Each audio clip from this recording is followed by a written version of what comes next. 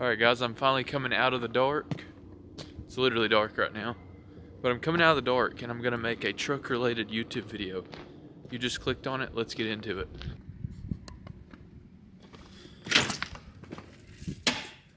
Look at this thing. Alexa, turn shop on.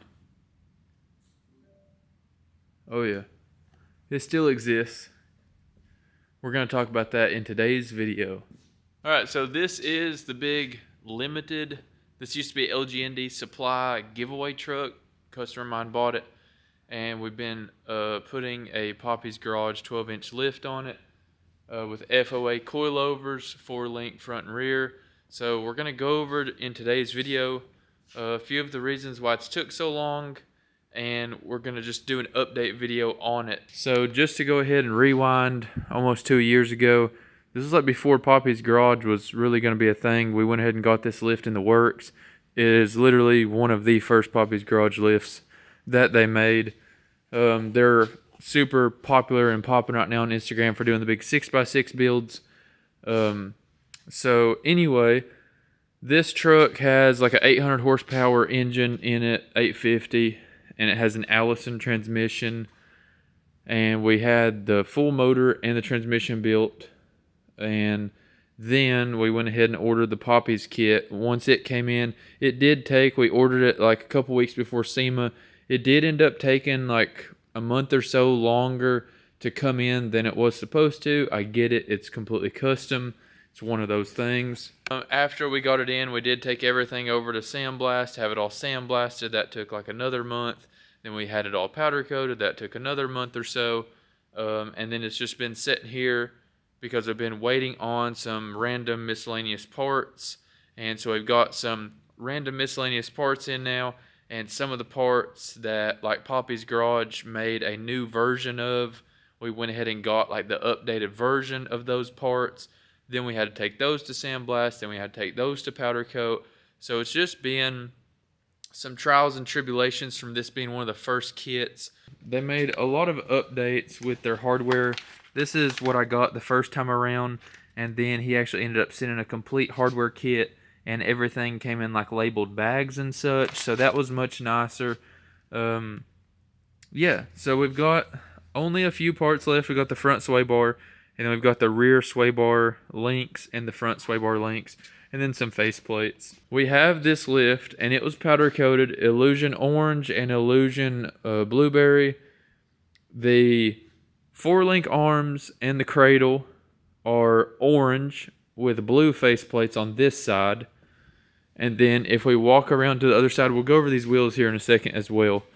If we go over here to the other side, we have blue arms with orange face plates. So something just a little bit different, something that I've never really seen done before. And then like, so on this side we had, let me turn the camera light on. So on this side we had the bracketry up here done in blue, and then on the other side it's all done in orange. So this side we were trying to do all blue with like orange detail, and then on the other side we were doing all orange with blue detail. And then like on the axle trusses we done those orange, and then they have blue face plates on them. And then the same thing goes on the back. It is a orange axle truss with blue face plates. I still have to paint that differential cover black. It's obviously not going to stay red. It was red beforehand. Got the frame painted and everything. I want to go over some of the, yeah, don't be looking at this. I just wanted to get the truck on the ground, so I still have to put the correct length bolt in that and do all these alignments. So see, on these 4-link arms, one side of the 4-link arm is a left-handed thread, and one side of the 4-link arm is a right-handed thread. And you can actually turn this whole arm and adjust your pinion angle. So that's pretty nice. Both of these arms are like that in the rear. So as far as dialing in your alignment in the rear, that should be super easy to do. Track bar is the same way, left hand and right hand. And yeah, so the rear is going to be super easy to dial in. We did start with the baseline measurements that Manny from Papis Garage gave us. And then you've also got that big cross member back in there. Don't know how well you can see it. But you've got a big cross member in there. We went ahead and done that blue, and then there's a plate that goes in the middle that's orange. Let's see, what else can I show you? So anyway, this is the issue that we're facing now. We've got these coilovers, and obviously, as you can see, they're way too compressed. They are super squashed, and the shock is actually bottomed out right now. So the front is sitting, as you can see, like the rear is skating. The front is not skating. These are 405s, 26 by 16s, and 405s. Fury 405s with 26 by 16 JTX. And then we do have the floating center caps. They're in the floorboard in the truck. But anyway, we do have the floater center caps for these wheels. And we got the coilovers from FOA. So what ended up happening was I told Papis Garage this wasn't their fault, but I asked them, you know, hey, we're going to source the coilovers because I have had decent luck with FOA for the price in previous years. And so I told him to give us a hole-to-hole measurement of once the truck was at ride height, what did the length need to be. And that's the information that I gave FOA, and they said that was perfectly fine. So in the rear, it's pretty close to being okay. There's not much down travel. There's plenty of up travel. But there's literally no down travel, and we will have to tighten those springs down. They can still go down like another inch before they even, like they should be down another inch. So those will go down about another inch. That'll lift the rear of the truck up about an inch. And then in the front, we're going to have to get completely different coilover springs. So Manny at Papis Garage is supposed to be getting us the measurements and sending me a link. As you can see, we've got some big slinky mod going on right now. The track width has not been set either. Obviously, this wheel is turned, but this wheel, you know, doesn't stick out a whole lot. And then over here on this side, like the whole wheel is sticking out almost. So the cab of the truck, it's like that front and rear. So the cab of the truck will come over this way. So in the rear, we need to make the track bar a little bit shorter, and it will bring the rear end over this way. And then in the front, I think we need to make it a little bit longer. I forget which way the track bars go on these with this lift.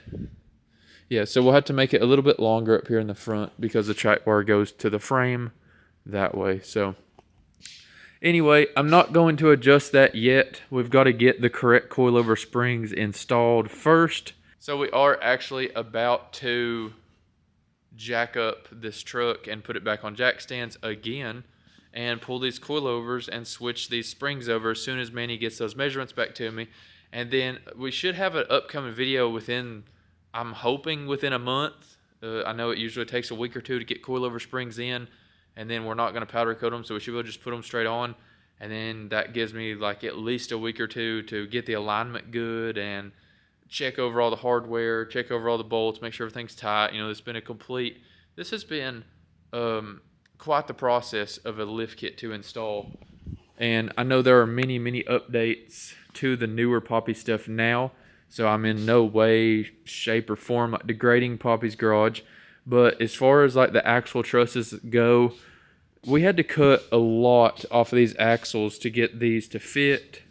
And not like that they didn't fit. I'm just saying like the way that they are designed and the way that the Dodge axles are designed, there was a lot that had to be cut off the axles. I have some YouTube shorts showing like what all we cut off of the axles because I thought that would be beneficial to you guys in case you all purchase one of these lift kits, because there's not really much instructions at all. They are 26 by 16 JTX. I know I already told you guys that, but look how huge these things are. They are literally massive. So rear of the truck, pretty much done. We do have to get a longer drive shaft. We've got the drive shaft here. We are having to get a longer drive shaft because it is a single piece aluminum drive shaft that will handle like 1200 horsepower from fulltorquedriveshafts.com. So huge shout out to them, awesome people. So we're getting this thing boxed back up to ship to them, and they're going to cut it, reuse the joints and everything because this thing only has like 200 miles on it. They're going to reuse the joints and everything, build us a longer drive shaft, and then we will have the drive shaft. So that's all that we need in the rear. Is we have to do an alignment, and we have to set the coilovers a little bit taller, and then we will have to adjust the track bar, and we have to put the drive shaft in. Also, we had to redo the exhaust. This truck did have an aftermarket 5-inch exhaust on it that was like kind of custom made and welded and everything. So I did have to cut that off for the cross member right here.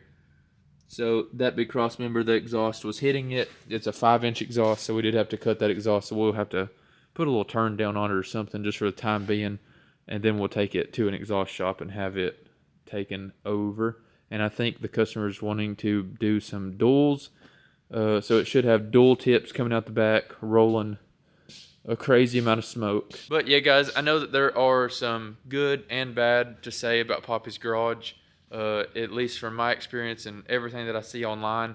But as far as I can say, like publicly and whatnot, I'm happy with the lift.